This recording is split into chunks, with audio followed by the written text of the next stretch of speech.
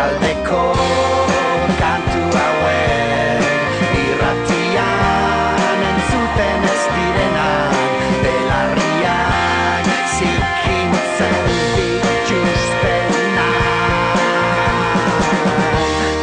Bealdeko kantuak badute zer ikusi handia nire kantuekin, zeren zorionez edo zoritxarrez nik orain arte beti egin izan ditut bealdeko kantuak, danak izan dira bealdekoak. Baina bealdeko kantuek berez niretzako oso xarma handia daukate. Lehen singela zegoenean, aldea jartzen zen irratietan eta bealdea inoiz esan jartzen. Baina betegarri bazen, hor jarri bazen zerbait. Eta normalean bealdean jartzen zen kanturik eta zintzoena. Taldeari gehien gustatzen zitzaion kantua izaten zen. Ezan agian oso kantu borobila, oso kantu distiratsua, baina bertan zegoen taldekideen edo egilearen bilotza, ez? Orduan oso kantu benetakoak dira horiek. Eta uste dut horren hildotik etorri dela bealdeko kantuak, kantu benetakoak eta ez distiratsuak agian, ez honenak agian, Kirmen Uribek esaten zuen bezala, baina neriak. Edo zein gautan atera daiteke eguzkia, subjuntibua mingainean ager daiteken bezala, itxaropenezko parabola kontatzeko. 70ko lotura, edo 70ko urteetako lotura dago gehien bat kantuen sonoritatean, erabili dugun moldeak, gitarrentzako efektuak eta teklatu zeintzuk erabili ditugun, eta baita ere kantuaren konposizioan bertan kantu borobilak bilatzen ibili naizelako.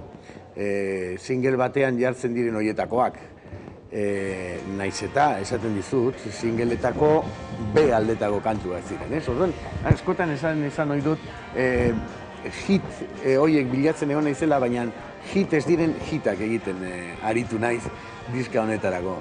Eta 70ko hamarkadako edo 70ko hamarkadako soinua, nik uste dut argi dagoela, gehien bat zenbait kantutan, baina bealdeko kantua izeneko kantuan oso argi agertzen da bateriaren moldeetan eta gitarrek dauzkaten sonoritatean. Zitalak ditut esku artian inork maitez dituenak. Karo, eske hori ere egiten zen lehen singleetan. Egiten ziren kantu baten bertsinoa. Aldean jartzen zen bertsio bizkorra eta B aldean jartzen zen bertsio lasaiagoa, ez? Orduan guk egin dugu bi kanturen bi bertsio. B aldeko kantuak izeneko kantuarena eta irratia gauean beste kantu bat ere badago. Baina kasu honetan ez dut nik egin bertsinoa, baizik eta audience taldeak, Gernikako audience taldeak. Eskami bat joko haitxuelako, eskotxeak irrizte duelako, samindegi batetik erori egiten garelako.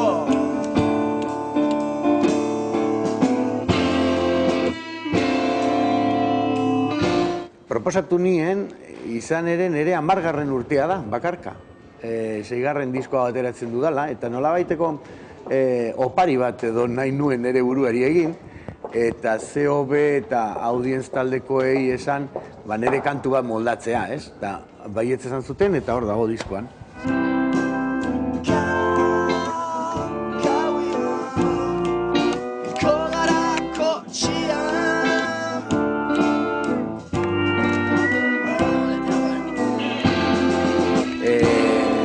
Biak dira oso bereziak, ezin da esan hori zure seme kutuneak direnean, ez? eta audienzek egin duen bertsioa oso audienze da, oso kantu berezia, eta audienz gustatzen bali mazaizu, niri gertatzen da metzela, asko gustatuko zaizu kantu hori. Gauean, iko gara kotxean. Ez daki zer gaitik iko garen kotxean.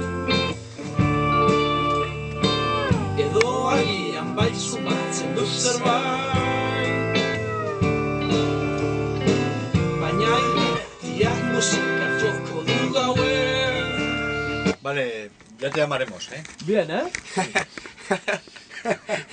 Amaia Intxausti dago kolaboratzaile, koruak egin izan ditu, eta ez da agian oso ezaguna musika munduan, baina Gainsbourgen diskoan, Gainsbourgen omenez egindako diskoan, berak kantu pare baten egon zen, eta ahots hori entzuten, iruditu zitzaidan oso egokia zalan ere diskorako. Eta gero, eduki ditudan laguntzaileak izan dira, Asier Ituartek bilatu dituen trompeta jolea eta saxo jolea. Eta, kristonako lan ederra egin dute, haize sekzio klasiko bat sortuz, eta oso gustora gelditu nahi zorrekin ere.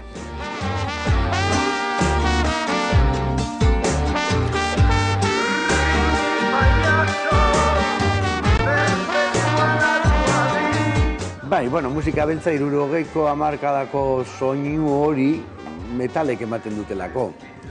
Baina nik esango nuke, eta nik agian txarrena naiz hori ebazten, ez? Baina esango nuke disko baikor badala.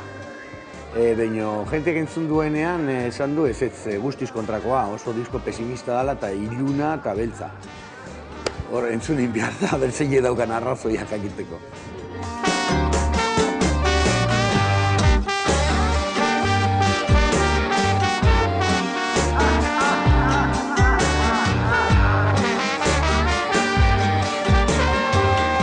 Diskoak daukan berritasuna, esango nukenik, dala azkenean nire jantzi guztiak desegin egin ditu dala. Eta jadaneko lotxa guztiak kendu ditut eta onartu dut nire musikan oraino aileatzen den eta ze garrantzia daukan, hau da, ezerrez.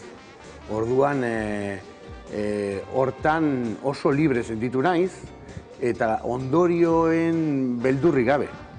Beraz, oso gustora nago, ez dut ezer espero, egia da, oso negatibo nabil, azken mola honetan musikari dagokiona, eta baina, diskoa hor dago, uste dut oso disko ona dala, eta zer emango duen ikusiko dugu.